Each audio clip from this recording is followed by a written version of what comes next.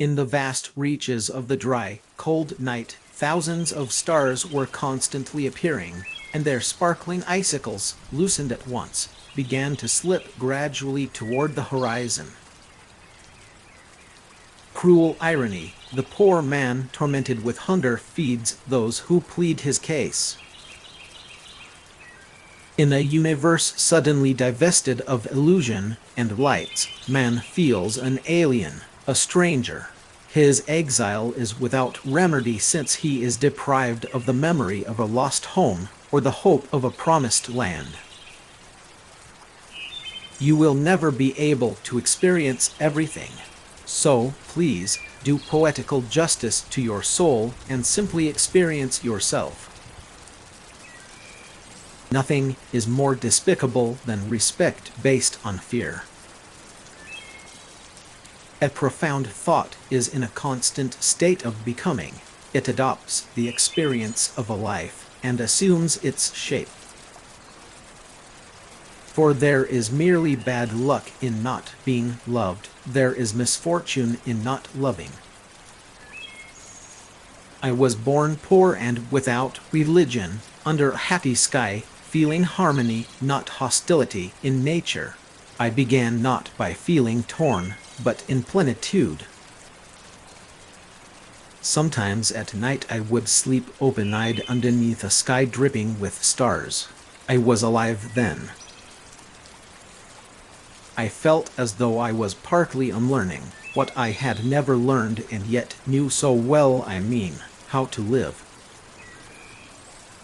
I may not have been sure about what really did interest me, but I was absolutely sure about what didn't. We are rebels for a cause, poets with a dream, and we will not let this world die without a fight. We are not so mad as to think that we shall create a world in which murder will not occur.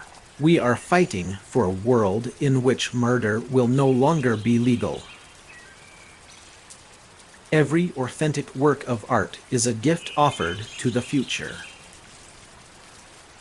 If we believe in nothing, if nothing has any meaning, and if we can affirm no values whatsoever, then everything is possible and nothing has any importance. Only a philosophy of eternity in the world today could justify nonviolence. Somebody has to have the last word. If not, every argument could be opposed by another and we would never be done with it. To abandon oneself to principles is really to die, and to die for an impossible love which is the contrary of love. You know very well that I no longer think. I am far too intelligent for that. The day when I am no more than a writer, I shall cease to be a writer. My chief occupation, despite appearances, has always been love. The most knowledgeable person in one domain may be the most ignorant in another.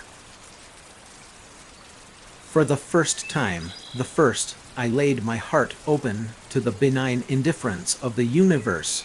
To feel it so like myself, indeed so brotherly, made me realize that I would be happy and that I was happy still. The only real progress lies in learning to be wrong all alone. No doubt our love was still there, but quite simply it was unusable, heavy to carry, inert inside of us, sterile as crime or condemnation. It was no longer anything except a patience with no future and a stubborn wait. A nihilist is not one who believes in nothing, but one who does not believe in what exists. Thoughts of suicide have got me through many a bad night.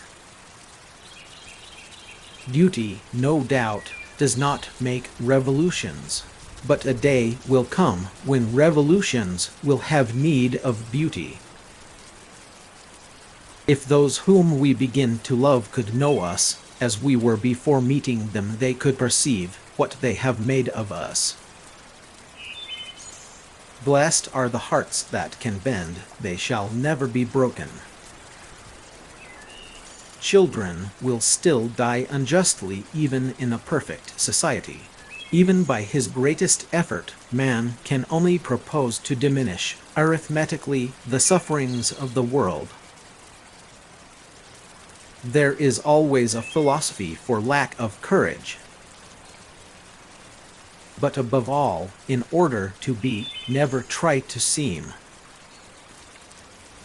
It is normal to give away a little of one's life in order not to lose it all. There is a life and there is a death, and there are beauty and melancholy between. Psychology is action, not thinking about oneself. We continue to shape our personality all our life.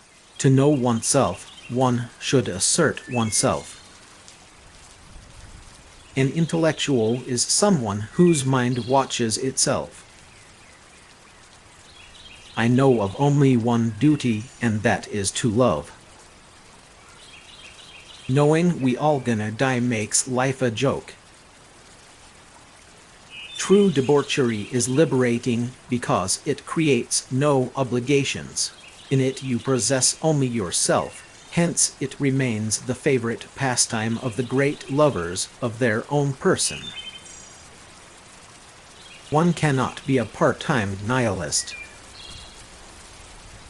We all carry within us places of exile, our crimes, our ravages.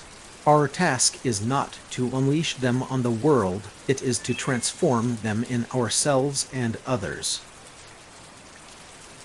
Absolute justice is achieved by the suppression of all contradiction, therefore it destroys freedom.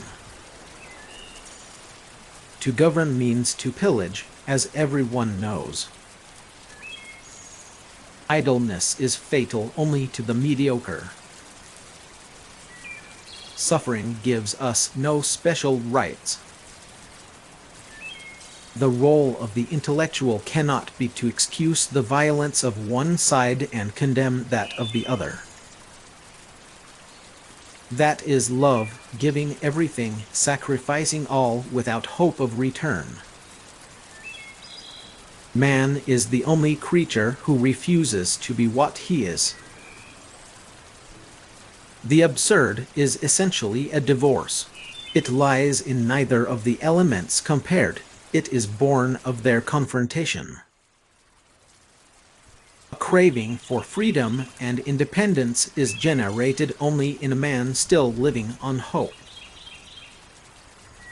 One plays at being immortal, and after a few weeks one doesn't even know whether or not one can hang until the next day.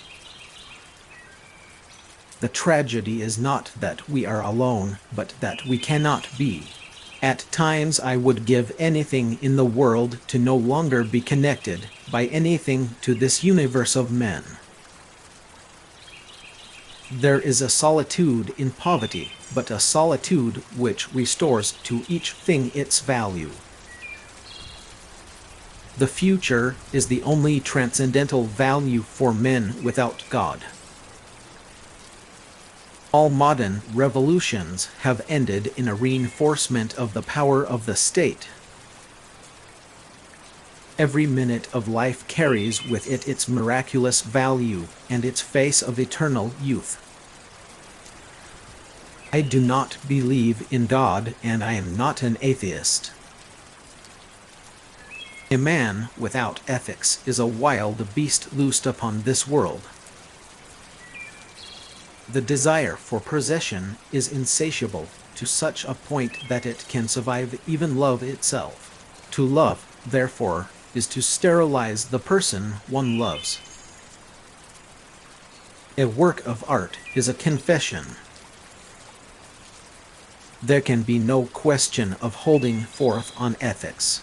I have seen people behave badly with great morality, and I note every day that integrity has no need of rules. Have pity, Lord, on those who love and are separated.